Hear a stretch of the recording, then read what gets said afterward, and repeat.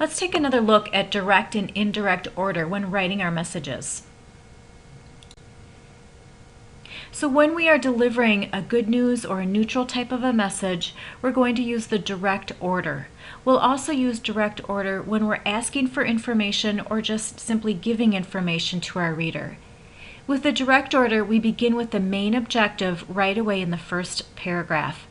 We follow that up with supporting or additional background information, and then we close with goodwill.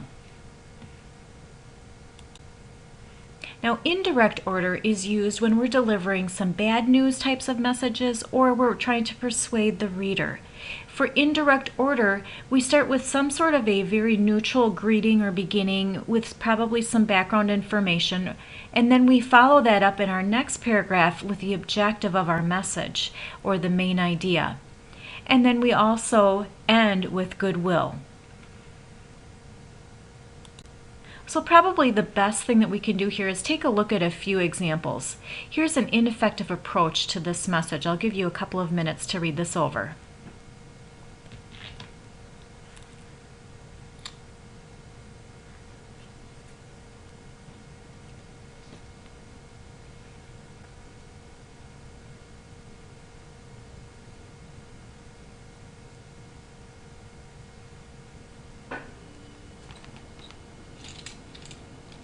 So if I were the speaker who was receiving this message, I would think, where is this message going? I gave this speech and I know what's in the speech.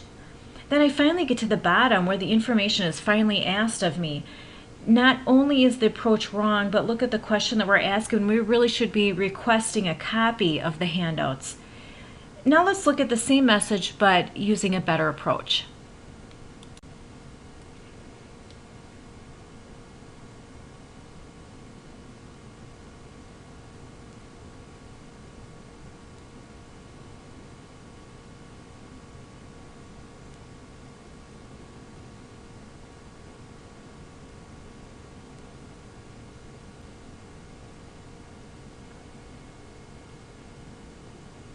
So this approach is the direct approach. So right away, we ask, please send me a copy of the handouts. The reader immediately knows the purpose. The second paragraph then includes some background information, and then finally we end with a goodwill closing. I made a request, so I'm providing a self-addressed stamped envelope and a thank you, making it easier for the reader to follow up. So here's another one.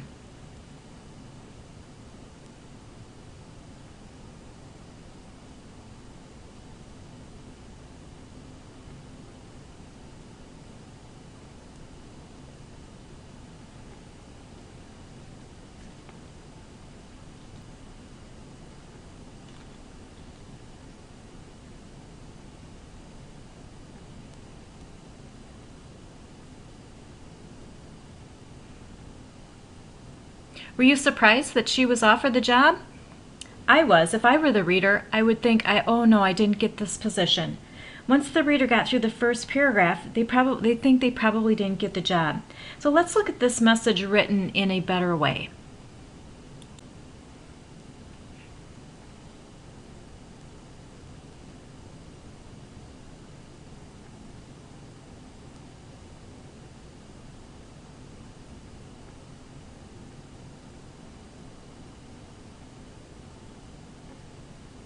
So in this direct approach, we immediately give the good news, followed by the background information, and then end with what we want Elizabeth to do. And this is a better approach. So when composing your messages, make sure that you think about your reader. If you are delivering good news or a neutral type of a message, use the direct approach. Again, that begins with the objective or the main idea, followed by supporting and background information, and then closing with goodwill. If your message is bad news or you're persuading your reader, use the indirect method, which starts with a neutral beginning with probably some background information, followed by the objective or the main idea of your message, and then again followed by goodwill.